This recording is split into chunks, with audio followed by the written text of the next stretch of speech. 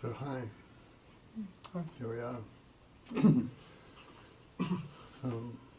Yeah, we start meditating and I'll give you a Koan.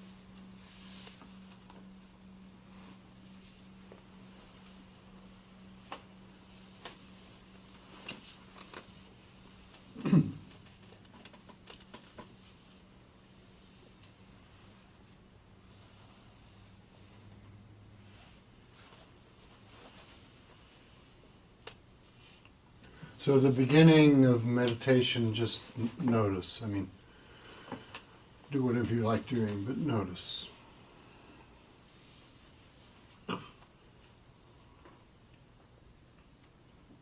What is it like to be you?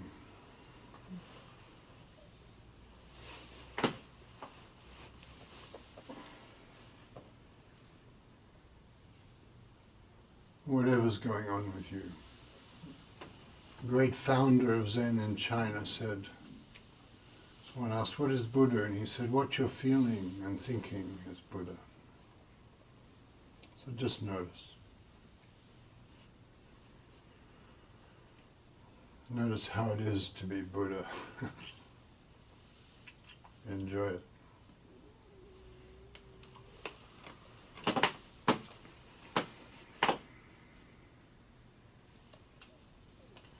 And here's a story to meditate with.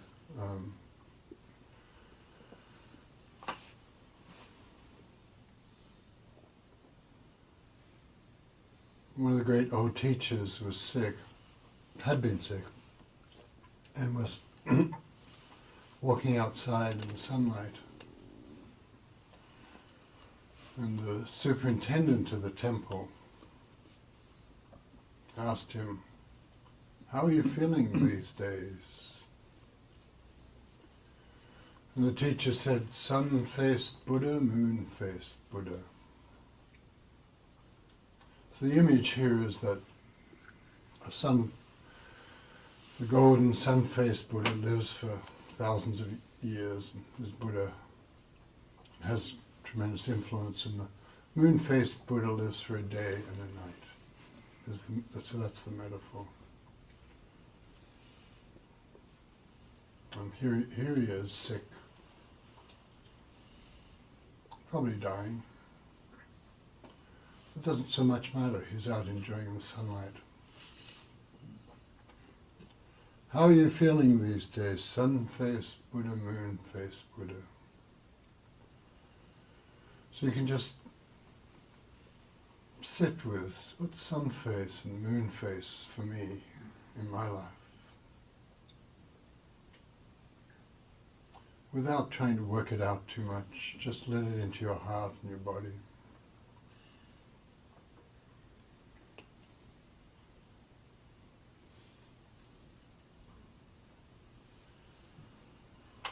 And probably do a little bit less than you're inclined to do. Let the Koan carry you.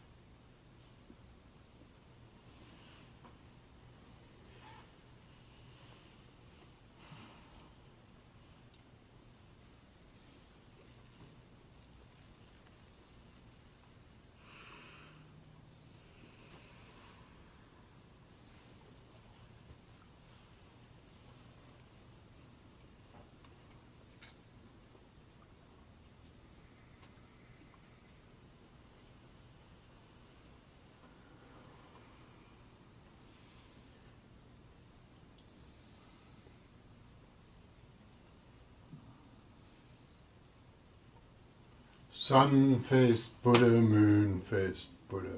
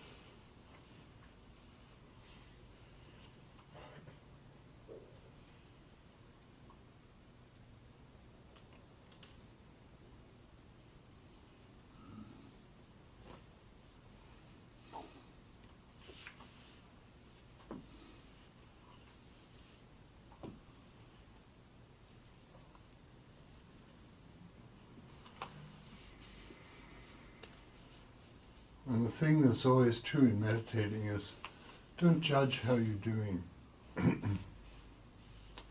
The thoughts and feelings that arise are just thoughts and feelings that arise. And that would take care of themselves. Just keep resting in sun-faced Buddha, moon-faced Buddha. As long as you don't criticize how you're doing, everything else will become clear.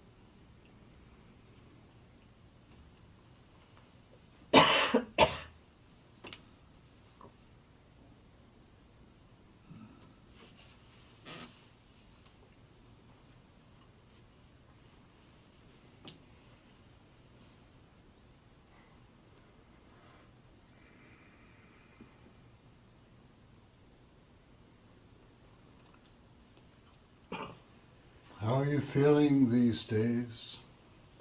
Sun-faced Buddha, moon-faced Buddha. There's a poem that goes with this story, this conversation. And part of the poem goes, "For 20 years I struggled fiercely. How many times have I gone down to the blue dragon's cave for you? To get the jewel in the claws of the Asia dragon deep under the sea. For 20 years I struggled fiercely. How many times have I gone down to the blue dragon's cave for you?" Sun-faced Buddha, moon-faced Buddha.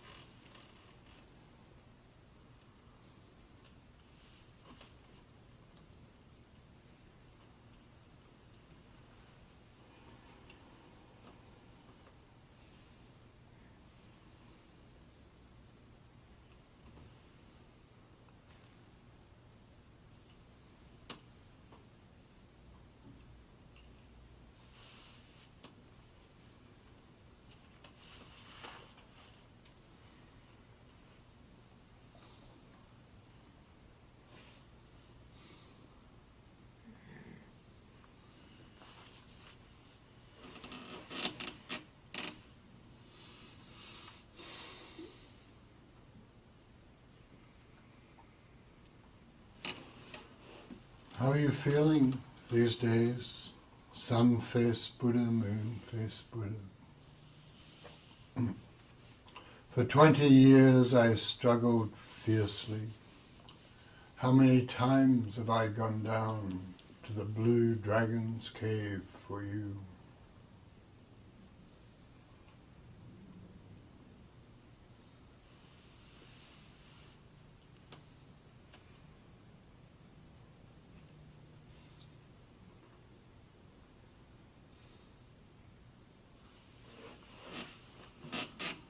Just be very patient with yourself, with your body, with the thoughts that appear. And just touch the sun face, the moon face, the blue dragon's cave.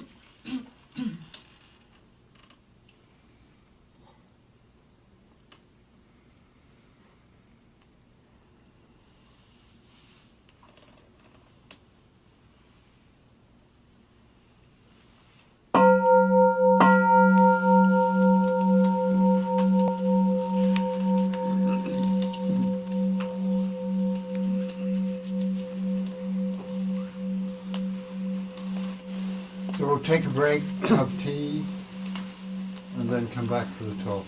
Thank you. Sun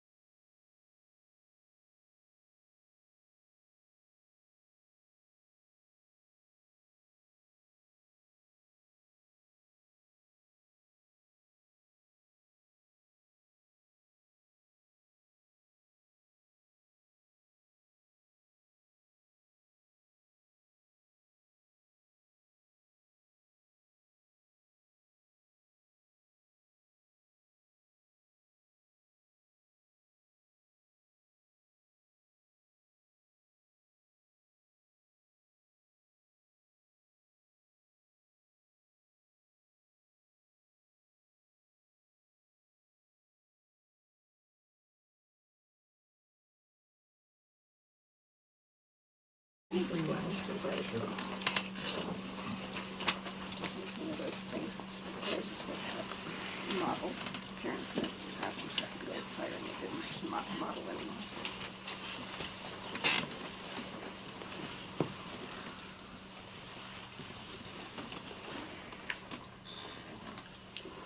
Hi.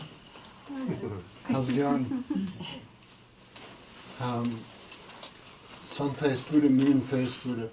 What do I want to say about this? It's there's a great collection. People started to realize that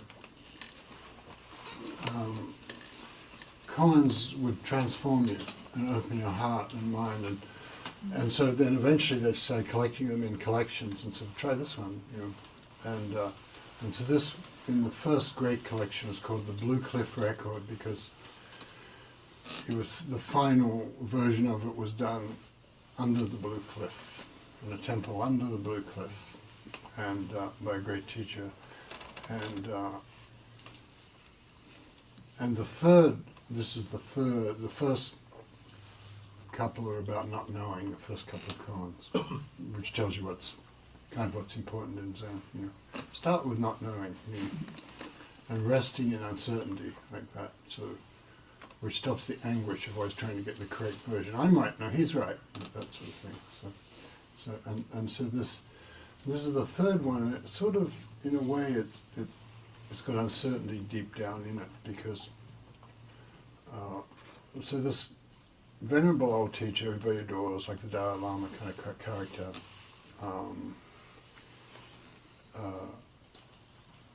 He's pretty surely dying, and so people are feeling whatever they're feeling, and they're probably more impressed about it than he is, you know, because it's his life, you know. And so somebody says, "Well, how are you feeling these days?" You know. And the way people do when you're sick. "Oh, you look great," or "Oh, I'm so sorry." Those kind of things. Anyway, I remember when my dad was really sick and in a hospice, people would come in and they'd do that, like, "You're looking great," and he'd just like, "Oh, very good," you know. And then, or, "Oh, I'm so sorry. It must be so hard. You know, you look terrible." So, and he had the same reaction to both. He was patiently played the patient until people left, and then we went back to talking about what we were talking about. So in a way, it says sun-faced Buddha, moon-faced Buddha. So it's all under the operation. Sun-faced Buddha, moon-faced Buddha. It's under the virtue of the Buddha, you know, whatever that is to you. And the sun-faced Buddha is this vast, glowing awareness, and the moon-faced Buddha just lives for a day and a night. It's like one of those insects in spring, you know. And so this is going to touch into your life in some way, you know.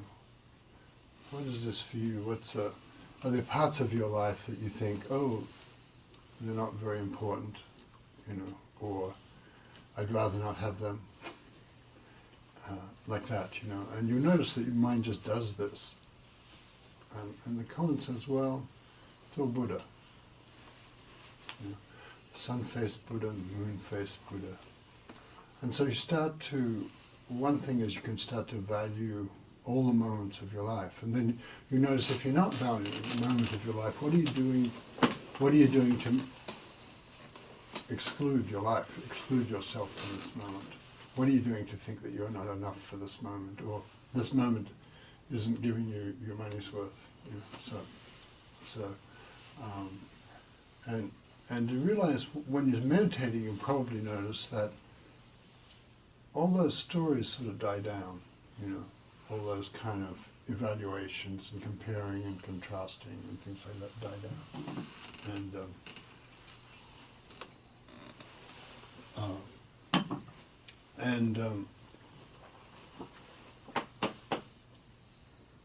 And so there's a kind of beauty to, oh, I don't have to be worried about how I'm doing, how you're doing, whatever it is. whatever is in your worry closet isn't relevant in this moment, right? So, and whatever's in your hopes closet isn't relevant at this moment either. You don't have to be somewhere else. Being here is wonderful. And so we have that quality. And it's Buddha too, the thing. So, sun-faced, moon-faced, and you'll find that it's sort of like, I don't know, it's all beautiful. But you can't, and then you'll notice that, well, why am I miserable sometimes when I'm miserable? And so that whole thing about, in the poem it says this great thing, for 20 years I've struggled fiercely, this is this great teacher saying, it's been 20 years wrestling with students. How many times have I gone down to the blue dragon's cave for you? It's a wonderful image, and it's a image of like, under the ocean there's this azure-colored dragon who has a precious jewel, and if you want wisdom, is that jewel. So you have to go down to the ocean to get the wisdom. And the blue dragon is not really necessarily trying to keep it from you, but it's not easily accessible. It's not about jumping in your car and going somewhere. It's about it's got to be here. And so it's a lovely image about this bright dragon under the water. And you'll find that when you meditate, the wisdom's not so far away. That jewel's not far away. And the koans are good because you just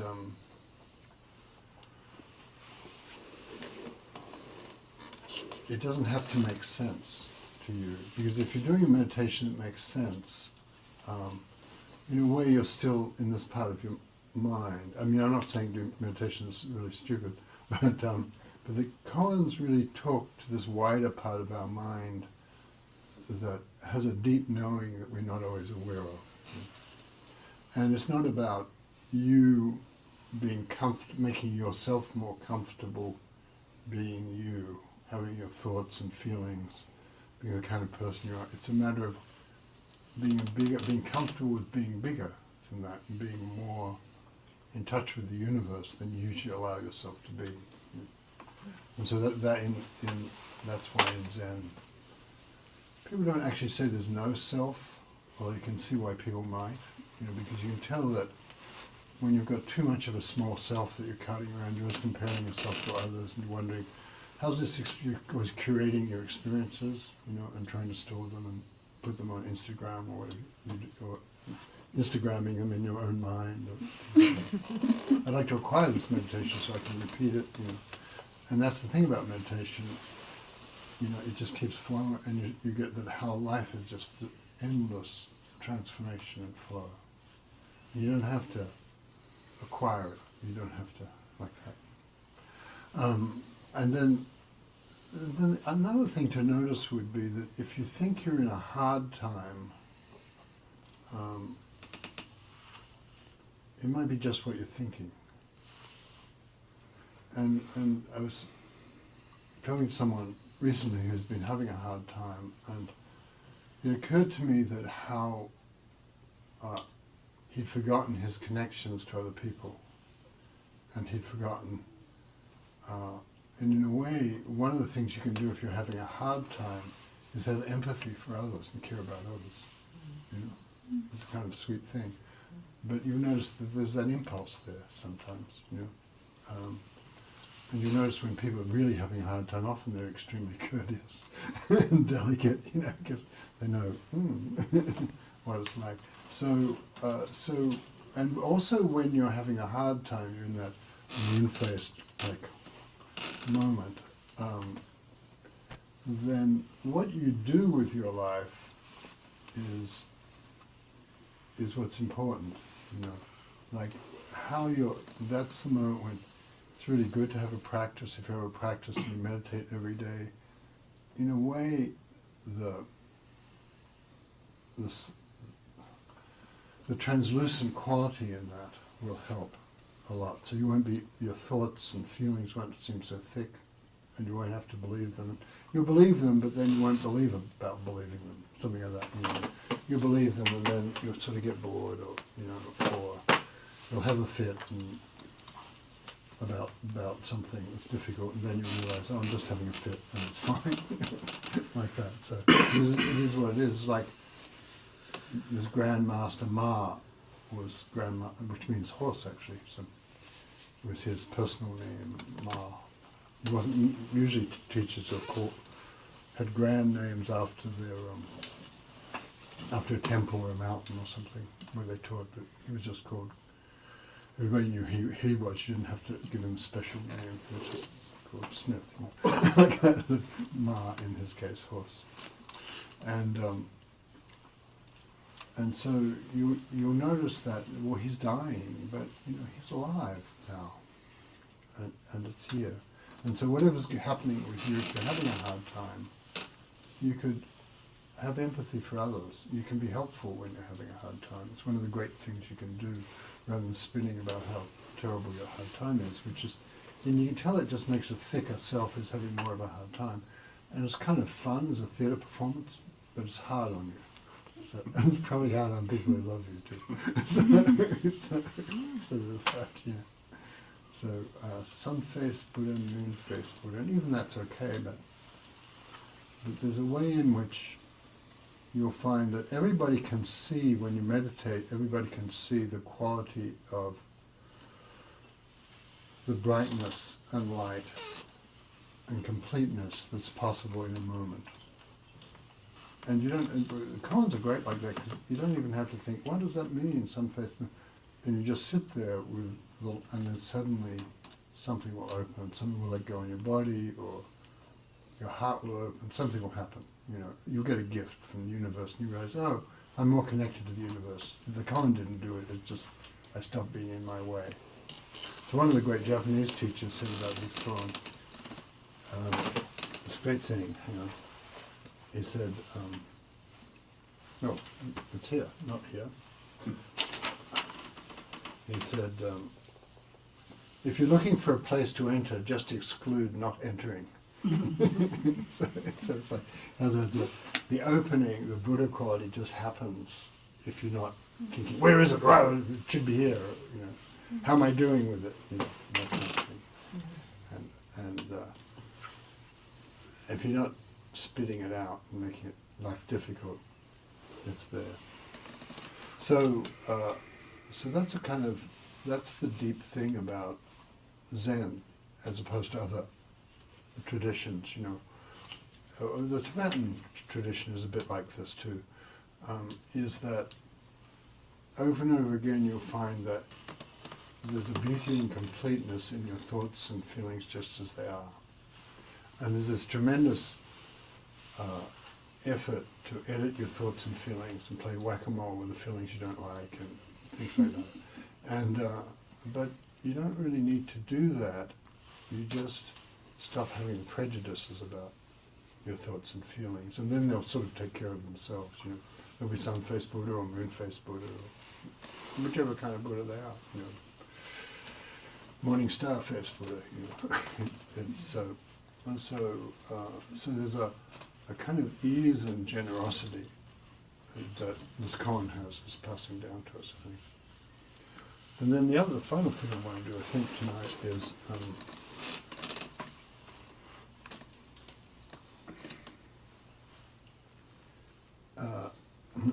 this is a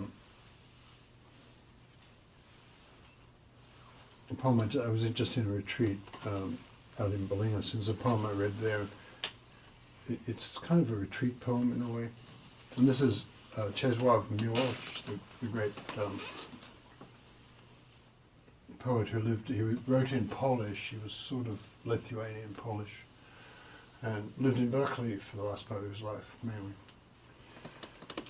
And this is called Awakened. In advanced age, my health worsening, I woke up in the middle of the night and experienced a feeling of happiness so intense and perfect that in all my life I had only felt its premonition. Yeah. And there was no reason for it. That's the important bit. It didn't obliterate consciousness. The past which I carried was there, together with my grief. And it was suddenly included. And it was suddenly included. It was a necessary part of the whole. As if a voice were repeating, "You can stop worrying now. Everything happened just as it had to. You did what was assigned to you, and you were not required anymore to think of what happened long ago. Everything happened just as it had to. You did what was assigned to you, and you were not required anymore to think of what happened long ago." The peace I felt was a closing of accounts and was connected with the thought of death. The happiness on this side was like an announcement of the other side. I realized that this was an undeserved gift and could not grasp by what grace it was bestowed on me. So you know how you'll get, if you walk out into a garden in spring or just stand under one of these trees that's going out of its mind at the moment, the plum trees and the apricot trees and things, you'll say, oh, this is an undeserved gift. Because if you deserve the gift, it's sort of diminished a bit. You know, it's not life, it's not Buddha. You don't deserve to be Buddha. It's not, it just is. You know, and so sun face, moon face, whatever shape, you know, you are. And you don't have to lose the flavor of, you know, as he said, his grief or you know, sorrow or the things he was ashamed of or whatever, you know. But they don't weigh very much, you know. They give you a certain texture and taste to life, but they don't overwhelm you, and then it's sun face, moon face, Buddha. So thank you. Let me stop there and take comments or questions. How was the meditation for you? Any reports?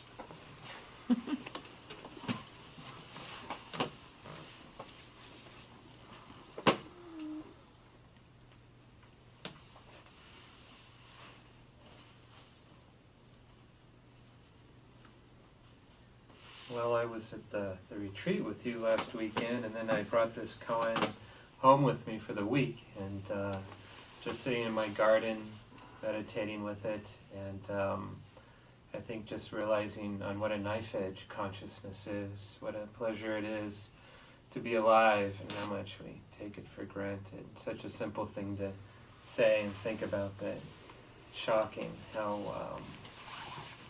you know, the great difference between being conscious and not. And, yeah, it's good. It's fragile, isn't it? It's just, yeah. You know.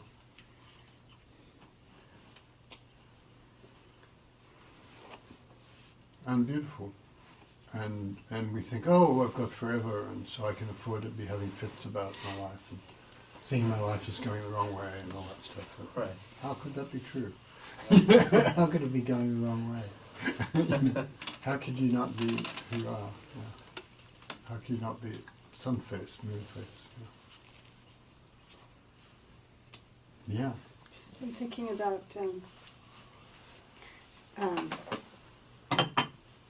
my son is at home doing a project, and he's completely full of it and excited and stuff. And I was thinking about my Tell dad. people what the project was. Oh, come on. Come ask me later. Completely hijacked the whole conversation. But anyway, and I've been thinking about my dad and how when he was my son's age, he was maybe just a couple years away from having done the piece of work that came for him to define his life forever, and also it was the important piece of work. So he was only in his early 20s when he was doing the thing that he would always think about. And not that he didn't do other important... Which was? He had to do with, he was involved in the space program, so he was involved in the Mercury program and trajectories for spacecrafts, and he got to experience zero gravity, which he never ever forgot. You know, honestly, he was, had dementia for 10 years and was like 5 or 6 days from dying, and he still remembered what it felt like to be in zero gravity. Young man. And I was thinking, oh, what if for me too? What if the important bit of my work, because I've already did it, and it's, maybe I'm in the moon phase Buddha, you know, on some metaphorical level, how lovely to be in the moon phase period. It's, you know, oh, it's almost over. And I did everything. My grandmother said when she was dying, it's my birthday and I got everything I wanted. This is like, what if I get to, I'm free. I get to be moon phase Buddha now. It was just interesting to think like, oh, even though there's sadness to that, it wasn't bad. It was kind of wonderful. Yeah. Well, there's something, I mean, the other part of that is, it's not that, I mean, Miłosz wasn't saying his life was over, he was saying, I have life, and I'm not haunted by what was, you know. And I think that's true. Like, there's a kind of meditation practice where, you know, you think, well, Buddha has told you, I've taken care of everything today, don't worry about it, just go through your day, don't struggle for anything, like, I'll handle it all. And then you go through, and I think in a way that's what you're saying in a way. Like, well, yes. well, he did something great, like whatever it was, you know, zero I mean, it's gravity. either I'm of the opinion that whatever the thing I have to do is always ahead of me, Right. and then I'm never Right. never at ease. Right. And then the other thought is, maybe it's all done. It's been, like you're saying, yeah, it's all been done. I don't have Well, to worry my that's little what's head called about anything. non-doing in Taoism, Yeah. you know, and so there's and I think, you know, I was thinking, spent so much time in this temple, and I only come here about once a month now to teach, you know, and I was thinking how beautiful, I said to Michael at the break, how beautifully you maintain it, and what a wonderful sacred place it is, and but you, Rachel, you're running the temple, I don't know. That's kind of a cool thing, you know, like to be holding for us all, and it's such a beautiful job that's being done, and we forget that too. We forget that it's so nice to have a temple to come to. It's hard thing, you know, and it's here. It's not somewhere else. It's here, you know. And people always thinking, oh, it's here. It can't be good. It must. I need to go somewhere else because, you know, that's where the real thing is, you know. But that's like saying it can't be with me, sun-faced Buddha, moon-faced Buddha, it can't be with me, it's got to be with someone else. If it is with you, then it's here, you know. And so, so just to say that, it's a beautiful thing. You know. And so it's nice to be here. Thank you. Yeah. Two things. The first is the way that you described the sun face and the moon face felt really counterintuitive to me. Felt like the sun should be the one that burns out really quickly, and the moon is like this cool, constant energy. Nice. Well, yeah, I mean, that's the nice thing about the Koan. You can have it backwards. Yeah, so that's just how it just. Yeah. I was just playing with that, and then the other thing is. I'm not exactly sure as how it's related to the koan, so maybe you can help, but it's related to kind of what has been coming up, is that I guess the koan has always felt very ordinary to me. Just the way he answers it is just so like sun face, moon face, it's just so ordinary. And on Monday last week, a friend of mine lost her 29-year-old daughter very suddenly, and I was there with her for about 5 hours, just holding her after she found out, and was just sitting with her. And I haven't been coming here or sitting very much the last few months, but it really struck me how my practice just showed up in just being able to hold the moment as like an ordinary, that sounds also counterintuitive, but just to hold it as just part of life, I guess, and to watch all the different members of our community coming in and giving her whatever gifts they had to give. They were all very different, and yeah, just holding that moment. Yeah, I think it's good to, you know, I work with different projects in different places, and I notice that, like, it's really hard, if people don't have a practice, it's really hard to, they're much harder to work with. You know, they have a harder time. So the practice does count, and it counts obviously in the hard moments when somebody, losing a kid is a hard thing, you know. And in a way, that's why we have a temple. You come in before you've lost the kid. You have a practice, and then I don't know, whatever happens in life, and in a way that's not up to us. You know, we can't interfere with that. People have their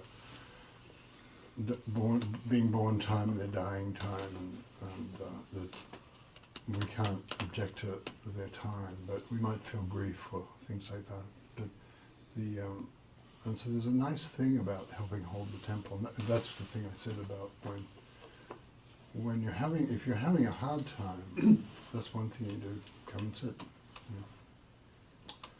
You might be helping someone else. You know. Also, if you're having a good time, come and sit. I learned this years ago when the temple I was sitting at, and I go, and sometimes there'd be nobody there, you know, when I went in, and I thought, well, I can be there. And so I'd go in, you know, every meditation a few times a week, and I would just always go in and be there, and then gradually other people started being there. You know. So, then Honolulu. Sun face, moon face. Who else? Anybody else? Yeah. For me, I just got positions, right? You know, and it just changes. So, and it kind of went with what you were talking about, that, you know, things just come up. And they change, and if you don't try to hold on to them, they'll change faster, or they just kind of move. But we can hold them in place by pushing on them, you know. And trying to push them away, they're just pushing, you know, that whole thing. And the poem I really liked as well.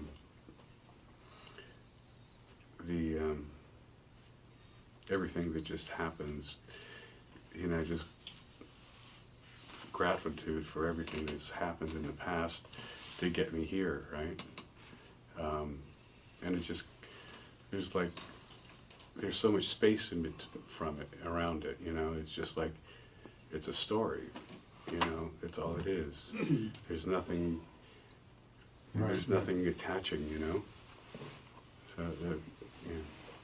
Yeah, the thing I object to when someone was unfair, or a bad thing happened, or a violent thing happened, but you know, I'm here. And as Milosh said, you don't have to forget, or you might forget that, I don't know, you don't have to forget, you don't have to push that away, but being here is so vast, and that everything in life is its own gift, you know. Mm. Yeah.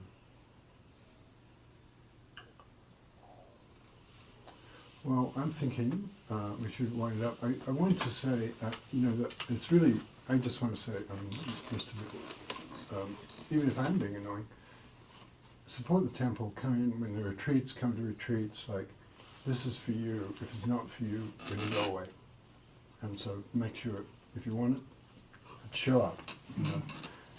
don't be thinking, oh, this will always be here. This life will not always be here. Nothing will always be here. Kind of show up for what you care about. You know, that's the thing about sun-faced Buddha, moon-faced Buddha. Care about it, show up for it. You know. If that pisses you off, don't show up for it. And find out what you really do care about and go and do that, even if it's like gambling in Las Vegas. So, at least it'll be honourable. You're pretending to care about something you don't. So, yeah. Oh, fair enough. But it's a beautiful thing to have a temple, so value it. There is a retreat happening on the 27th that Rachel's doing, and that would be a good thing. Come in for. And you have this kind of major teacher in your midst here. Take advantage of her, exploit her while you can, because other people want her. So, Seattle wants her really bad. so things like that. So come in, attend the retreats, things like that. Can you say about your retreat? Yeah, announcements in general, that's one of them. That's the end of, we're in April, oh my God, 27th of this month. Yeah, it sounds like. It's April Fool's Day. I didn't come prepared with the joke. The tea is all caffeinated, that's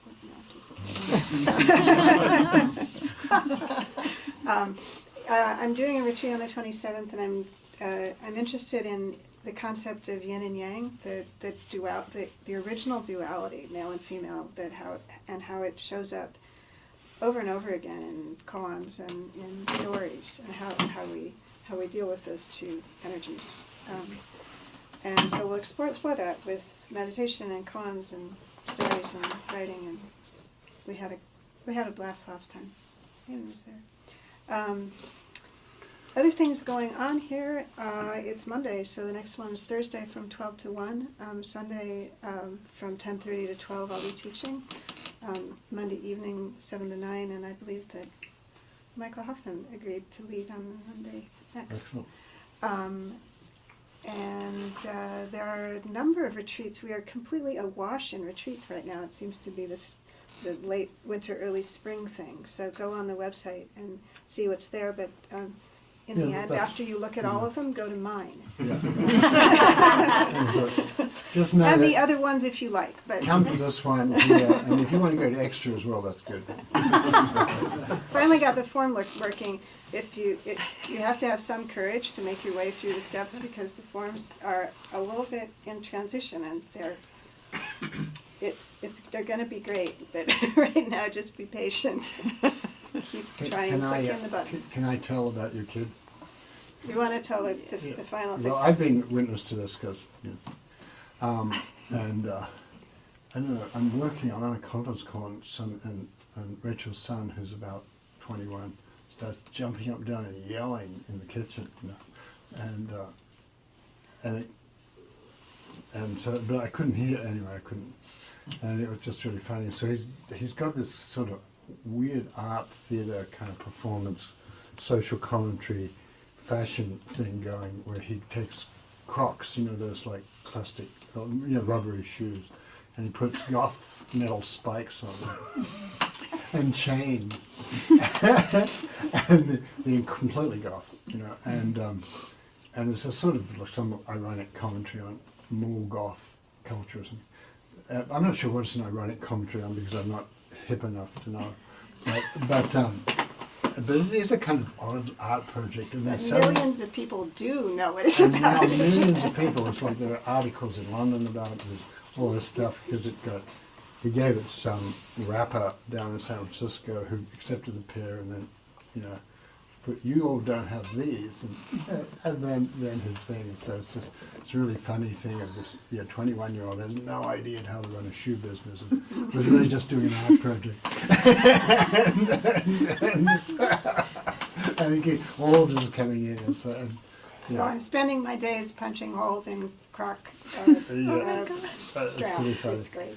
And Rachel pointed out that there's a certain way in which, when she was that age, she was doing these sort of odd art projects, because she's an artist. She has an amazing gift of knowledge. And so there's this kind of cool thing of, oh, he's doing these odd, goofy art projects just like I used to. Children just, And yeah. We'll be making clay figures of the goddess next. No, wait. But Rachel does. his So- children will have billions of followers. Right, yeah. Yeah, it all blew up and went viral. So. Other just announcements. There's a donation box in the back. Encourage us by putting your money in there, because that is how we keep nonprofits. Strangely enough, for nonprofit, which means we all do the things to keep us alive. So, thank you, because you've been doing really well. But keep it up. There's a sign-up sheet in the back to be on our mailing list. That's one email a week. We won't pester you. We will not sell our mailing list if we even knew who to sell it to. People who want goth crops. Yeah, you will get those ads. And I can't remember what else I have to say, but thanks for being here. Right, yep.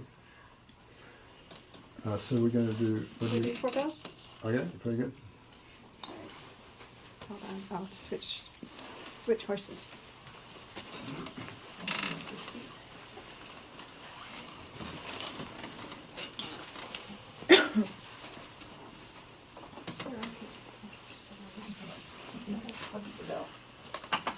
Does anybody need a?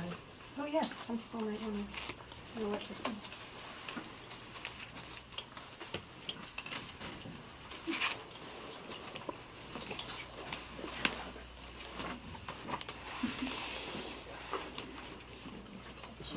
It's on page 14.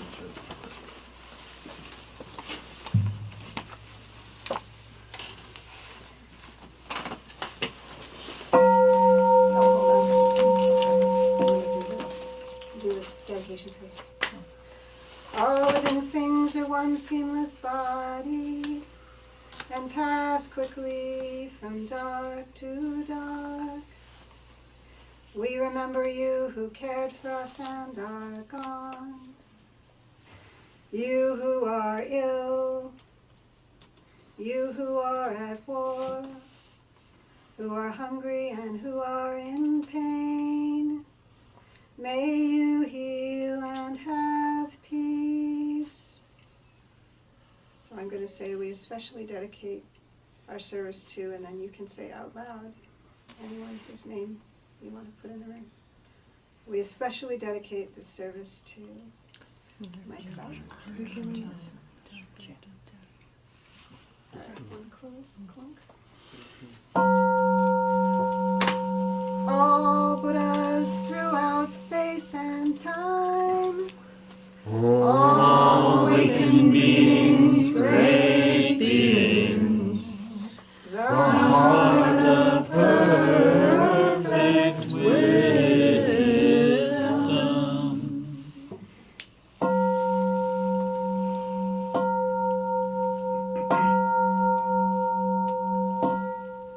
Before boundless vows,